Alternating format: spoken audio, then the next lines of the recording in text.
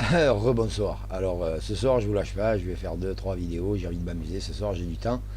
Je vais faire le truc qui me plaît le plus et que j'ai commencé par faire en faisant ces vidéos comme ça pour déconner, c'est commenter l'actualité. Mais aujourd'hui je vais vous faire une revue pas détaillée, mais je vais vous faire une revue des titres que je peux lire ça et là, parce que c'est vraiment, mais je lis des trucs qui me paraissent, mais on n'a pas l'impression qu'on vit dans un monde où il y a les problèmes qu'on peut avoir au niveau international, les problèmes de guerre, tout ça.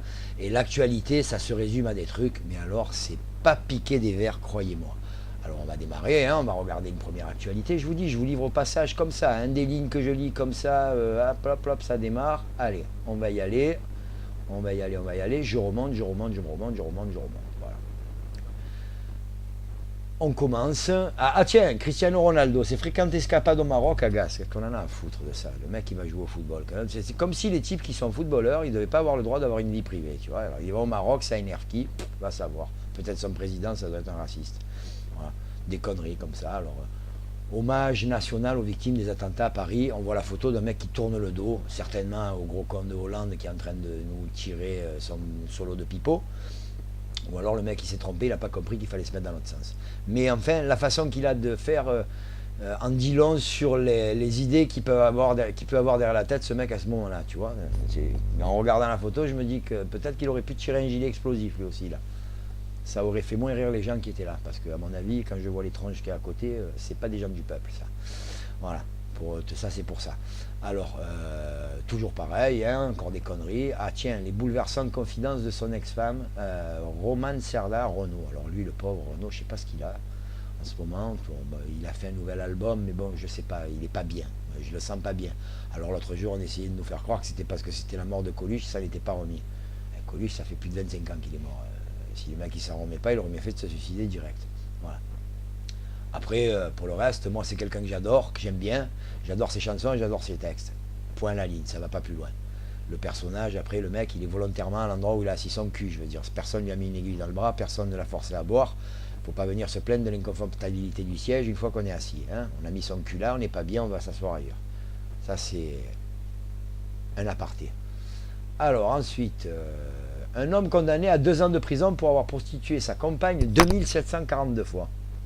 Le type, il devait avoir un registre, il devait tenir toutes les passes qu'elle devait faire sa femme, parce que le mec, il a 2742 fois. Et il a été condamné seulement à 2 ans. Je crois que je vais arrêter le métier de l'informatique, je vais me mettre dans le proxénétisme, hein, parce que 2742 passes, hein, pour ceux qui sont des adeptes de la calculette, à 50 euros la pipe et à 100 euros l'amour, faites le calcul vous-même. Hein. Mieux la prostitution que le reste. Enfin, encore une pauvre malheureuse qui doit le soir s'asseoir sur un bidet et avoir très chaud au cul.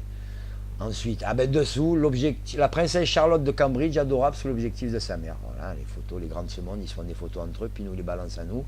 Je suis sûr qu'il doit y avoir des vieilles, les adeptes de nous deux et de Jour de France, qui doivent regarder ça, l'œil ému, le mouchoir à la main. Ça plaît toujours, ça, ce genre de choses. Alors, Miss France 2016, découvrez les tests de culture passés par les 31 candidats. Bon, ça, on va pas revenir là-dessus, hein, parce que je veux dire... le jour où ils feront un concours de Miss France université, où ils iront chercher les plus grandes têtes pensantes des universités et qui les mettront en maillot, ce jour-là, moi, je regarderai et je suis sûr qu'on va bien rire. Parce que je suis intimement convaincu qu'être belle et intelligente, ça va de pair.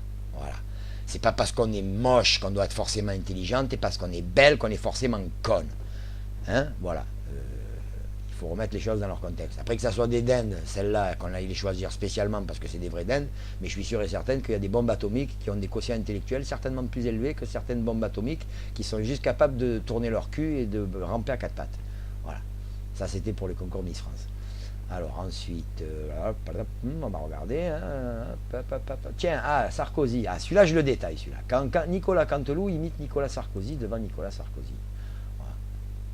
Alors lui, on pourrait nous faire croire, alors je sais pas, hein, peut-être que le mec, il en est là, tu vois, il va finir, il va faire du one-man show à se foutre de sa gueule, peut-être que ça le fera revenir sur le devant de la scène, il sait plus. Il gesticule, il brasse de l'air, il remue les bras à droite, à gauche, il fustige l'un, il fustige l'autre. Il a même réussi à se disputer avec l'autre débile de Nadine Morano. Il faut le faire quand même, hein. Un soi-disant intellectuel qui se dispute avec une poissonnière, ça doit donner quelque chose. Hein. Les mecs qui ont assisté à ça, j'aurais voulu être une mouche pour voir ce qu'ils se sont dit tous les deux. Mais ça devait être quelque chose. Parce que la Nadine Morano, je veux dire, ça va quoi. Elle n'a pas un quotient intellectuel qui doit avoisiner le quotient intellectuel d'une borne à incendie, à peu près. Voilà, ça doit se placer à ce niveau-là. Elle doit être aussi intelligente qu'un poteau à eau. Voilà, c'est la même chose. Allez, bon.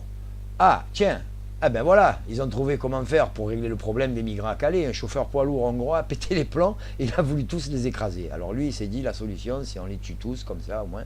Si ça se trouve, c'est un pote à Sarkozy ou c'est un pote à Marine Le Pen et on ne le sait pas. Hein. Parce que le mec, on les voit là sur la vidéo, les mecs, ils cavalent. Hein. Puis le poids lourd, il fait pas semblant. Hein. Remarquez, hein. Moi je vous dis, c'est une solution comme une autre. Hein. Que ça commence à bien faire cette histoire de centre de rétention à Calais là-bas, parce qu'un jour ça va exploser et vous allez voir que ça va déferler sur tout le reste du pays, parce que ceux-là, une fois qu'ils se seront cassés et qu'ils auront décidé de se cacher quelque part, pour les trouver ça va être quelque chose. Quand on voit la vitesse à laquelle les Français ils trouvent les terroristes, enfin la police française, on peut se demander comment ils vont faire pour trouver les migrants. Hein. Allez, on passe à autre chose. Ah ça, tiens, alors ça j'ai adoré ça. Pour vous dire la psychose qu'il y a aux États-Unis, hein, les mecs ils sont complètement à la ramasse hein, là-bas. Depuis jeudi, un chauffeur de 38 ans vit dans la peur. Un habitant de Pittsburgh, en Pennsylvanie, originaire du Maroc. Cet homme aurait, après avoir parlé de Daesh, hein, qu'est-ce que, voilà, j'ouvre la page, tiens, Internet ce soir ça rame, les gros naseaux sont de retour. Alors le gars il discutait dans le taxi, l'autre il lui a parlé de Daesh, il a pris, je sais pas, il a pris les boules, le mec il a eu peur. Il a sorti un flingue et il lui a tiré dessus. Voilà. Tout simplement. Voilà. Les types, ils sont psychosés. Quoi. Le chauffeur de taxi, il te dit, ouais, vous avez vu les informations de Daesh, hein, quoi, bim, pouah, le type, il lui tire dessus. Voilà. Vive les Américains, vive les États-Unis. Remarquez, c'est un pays qui a 200 ans d'histoire. Hein. Ils sont supposés avoir 2000 ans d'avance sur nous, sur les 500 ans de retard qu'on a sur eux. Quand vous faites le calcul, vous vous rendez compte qu'un pays qui a 200 ans d'histoire et de culture... voilà ce que ça donne, quoi. Une génération d'obèses, de tarés. Moi, j'ai même entendu dire qu'il y a certains endroits aux États-Unis, les mecs, ils savent même pas pointer le doigt sur une map monde pour donner l'endroit où il se trouve leur pays. Alors, vous imaginez un peu. L'axe du bien, le gendarme du monde, c'est l'endroit dans le monde où il y a le plus d'analphabètes. Plus qu'en Inde et plus que dans les pays en voie de sous-développement. Alors que c'est un pays, soi-disant, un pays évolué, et c'est le pays, soi-disant, le plus évolué du monde. Grâce à Dieu, heureusement qu'on n'est pas autant évolué qu'eux. Voilà, alors on va arrêter parce que c'est sur ce truc qu'on va se clôturer ce petit commentaire sur l'actualité et on va revenir un peu plus tard. Soit on refera un commentaire d'actualité ou alors on reprendra la 4e partie de la révolution passive. Là, on va s'attaquer réellement à la façon dont on va faire fonctionner nos institutions et à la façon dont on va les protéger. Voilà, on va parler... de l'argent qu'on va pouvoir récupérer si on fait cette fameuse révolution et on va parler de la façon qu'on va avoir de l'employer, pour qui et comment. Voilà. Allez, je vous dis à plus tard, je vous embrasse les gars et les meufs.